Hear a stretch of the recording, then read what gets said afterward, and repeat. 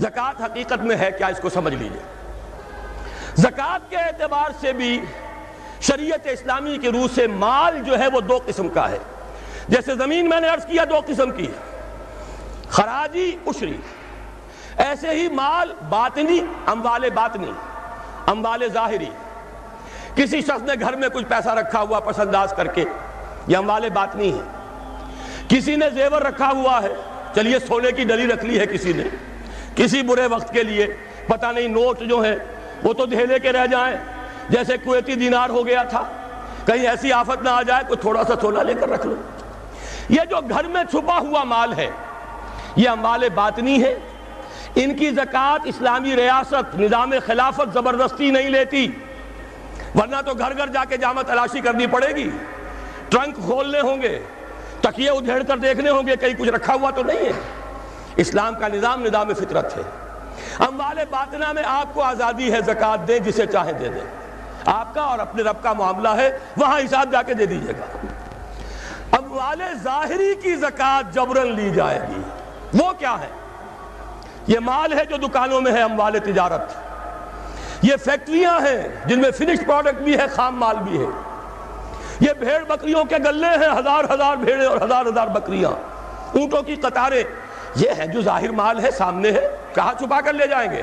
گودام بھی ہے تو وہ گھر تو نہیں ہے، گودام کی تلاشی ہو سکتی ہے، دکان کا حساب لگایا جا سکتا ہے۔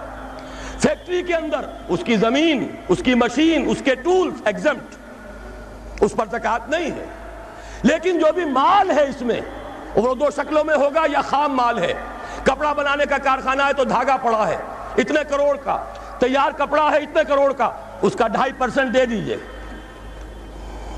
مال ہے 5 لاکھ کا دکان کے اندر، 2.5% دے دیجئے، اموال ظاہر ہے۔ اور اس میں اس سے کوئی غرض نہیں کہ سال بھر میں آپ نے کچھ کمایا کہ گوایا۔ جب تک آپ نصاب کی حد سے اوپر ہیں، چاہے آپ کا اس سال میں آدھا مال گیا، 10 لاکھ کی مالیت تھی، اب آپ 5 لاکھ کے ہیں، لیکن 5 لاکھ پر بھی آپ کو 2.5% دینا ہے، چاہے کمایا ہو چاہے گوایا ہو۔ اور یہ ٹوٹل پر ہے، کسی اکاؤنٹنٹ کی ضرورت نہیں، جو تاریخ معین ہے جا کر دیکھیے کیا مال پڑا ہوا ہے، 2.5% حساب کر کے دے دیجیے۔ اتنی رقم آئے گی۔ ابھی جو کہہ رہے تھے جنرل صاحب کہ یہ نعرہ بھٹو نے لگایا، یہ بالکل وہی بات ہے جو علامہ اقبال نے فرمائی ہے۔ مغربی تہذیب میں بھی ایک حصہ حق کا ہے، اگرچہ باطل نے اس کے اوپر پورا غلبہ حاصل کر لیا، لیکن حق کا حصہ اس میں بھی تھا۔ وہ کیا تھا؟ اوہام پر اپنی بات نہ قائم کرو، لا تقف ما لیس لک بہ علم ان السمع والبصر والفؤاد کل اولئک کان عنہ مسئولا۔ علم پر بات کرو، وہم پر نہیں، محض تصورات پر نہیں، محض توہمات پر نہیں، علم پر۔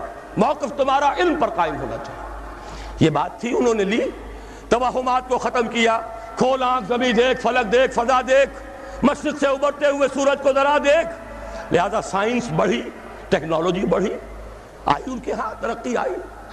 اسی طرح یہ سمجھ لیجئے روٹی، کپڑا اور مکان کوئی کافرانہ نعرہ نہیں تھا، یہ افراد کا بنیادی حق ہے، اور تاریخ انسانی میں پہلی مرتبہ عمر فاروق نے اس حق کا بیان کیا۔ اگر دجلہ اور فرات کے کنارے ایک کتا بھی بھوکا مر گیا تو عمر قیامت کے دن ذمہ دار ہوگا۔ کون مارکس ہے، کیا پدی اور کیا پتی کا شوربہ، کون کوئی جدید تصورات دینے والے ہوں گے؟ یہ کل کی پیداوار ہے اور آج ختم ہو چکے، آج ان کے چہروں پر کالک بری جا رہی ہے، آج ان کے مجسمے گرائے جا رہے ہیں۔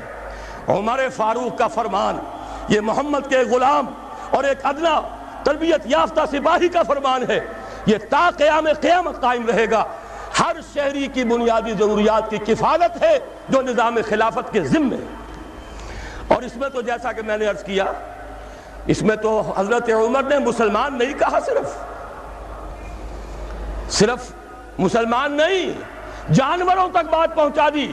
اس کا مطلب یہ کہ غیر مسلموں کا بھی حق ہے۔ اس لیے کہ حضرت عمر ہی نے ایک مرتبہ دیکھا تھا، کسی صوبائی دارالحکومت کے دورے پر گئے تھے، کوئی ایک بڈھا غیر مسلم غالباً مجوسی تھا، وہ کچھ خیرات مانگتا پھر رہا تھا، بہت بوڑھا ضعیف۔ وہاں کے عامل سے حضرت عمر نے پوچھا یہ کیا معاملہ ہے، یہ خیرات مانگنے پر کیوں مجبور ہو گیا؟ تو انہوں نے کہا غریب ہے اور اس کے پاس کوئی ذریعہ نہیں ہے۔ فرمایا یہ بڑا ظلم ہے کہ جب یہ جوان تھا، کماتا تھا، ہم اسے جزیہ لیتے تھے، اور آج اگر یہ بوڑھا ہو گیا ہے اور اس کا کوئی والی وارث نہیں ہے تو ہم نے اسے سڑکوں کے اوپر بھیک مانگنے کے لیے چھوڑ دیا، اس کا بھی وظیفہ مقرر ہو جائے گا۔ یہ ذمہ داری، یہ کفالت عامہ ہر شہری کے لیے۔ اور یہ جان لیجئے تجارت میں اور صنعت میں یہ سارا فساد جو اس وقت ہے وہ اس وجہ سے ہے کہ عام آدمی، عام کسان، عام مزدور مجبور ہے کہ سرمایہ دار اور جاگیردار کی ٹرمز پر کام کرے۔ نہ کرے گا تو کیا کرے گا؟ ٹریڈ یونین بنا لیجئے، وہ بھی جیبی ٹریڈ یونین بنا لیں گے، ان کے اپنے ایجنٹ ہوں گے۔ اب لڑیے، خون کس کا جائے گا؟ مزدور ایک دوسرے سے ٹکرائیں گے، کچھ حاصل نہیں۔ اسلام نے کیا نظام دیا ہے؟ آپ غریب کو ضمانت دے دیجئے، اگر تمہیں صحیح ویج نہیں مل رہی، تمہیں صحیح مبادلہ نہیں مل رہا اپنی محنت کا، مت کام کرو، تمہیں بھوکا نہیں مرنے دیا جائے گا، تمہاری بنیادی ضروریات کی کفالت ریاست کرے گی۔ اب ہوئی برابر کی چوٹ۔ اگر کارخانے دار کہہ سکتا ہے کہ اگر آپ کو یہ چیز منظور ہے کام کیجئے ورنہ جائیے، سب مزدور چلے جائیں گے، میں لاک اپ کر دوں گا، کارخانہ بند کر دوں گا، لیکن یہ کہ مزدور اس وقت یہ نہیں کہہ سکتا، وہ تو کہے گا جناب اسی تنخواہ پر کام کروں گا، اس لیے کہ ایک دن کام نہ کرے شاید بچ جائے، 2 دن کام نہ کرے بچ جائے، تیسرے دن فاقہ آئے گا، اس کے پاس کھانے کو نہیں ہے۔ لیکن اگر معلوم ہو میری ریاست خلافت اللہ فی الارض، وہ ضامن ہے، وہ رب العالمین ہے، اور اسی کی رب العالمینی کا یہ مظہر ہے نظام خلافت، رحمت للعالمینی کا سب سے بڑا مظہر محمد رسول اللہ کی یہ نظام خلافت، یہ ضامن ہے، یہ مجھے بھوکا نہیں مرنے دے گا، یہ میرے بچوں کے لیے کوئی نہ کوئی چھت ضرور فراہم کرے گا، تو پھر اس کے پاس بھی بارگیننگ پاور ہے، وہ بھی قدم جما کر بات کرے گا کہ جناب یہ ویج دیتے ہیں تو کام کروں گا ورنہ نہیں کروں گا۔ یہ ہے جو آسان ترین حل ہے۔ باقی یہ کہ جبر کیا تھا روس نے، اس کا حشر دیکھ لیا، اور سرمایہ دارانہ نظام اس وقت تو بڑا خوش ہے، اس کے ڈنکے بج رہے ہیں، اس کی فتح ہو گئی، سب سے بڑا دشمن سرنگوں ہے، وہ تو سجدہ کیے ہوئے ہے۔ لیکن یہ کہ واقعہ یہ ہے سرمایہ دارانہ نظام کے اندر جو کنٹرڈکشنز ہیں، جو تضادات ہیں، اب وہ ظاہر ہوں گے۔ جب باہر مقابلہ تھا، اندر کی لڑائی ختم تھی، اب اندر سے فساد ابھرے گا، اندر سے ایکسپلوژن ہوں گے۔ یہ غیر فطری نظام، یہ غیر انسانی نظام، یہ غیر معقول نظام ختم ہو کر رہے گا۔ کاش کہ اس کی جگہ صحیح، معتدل، متوازن، عادلانہ نظام خلافت، اس کا کوئی نمونہ ہم دنیا کے سامنے پیش کر دیں۔ اس وقت پوری دنیا کی طرف ہماری ذمہ داری ہے، ساری نوع انسانی کے ہم مقروض ہیں کہ ہمارے پاس ہدایت ہے، لیکن ہم اس پر خزانے کا سانپ بن کر بیٹھے ہوئے ہیں، نہ خود عمل کرتے ہیں نہ دوسروں کے سامنے نمونہ پیش کرتے ہیں۔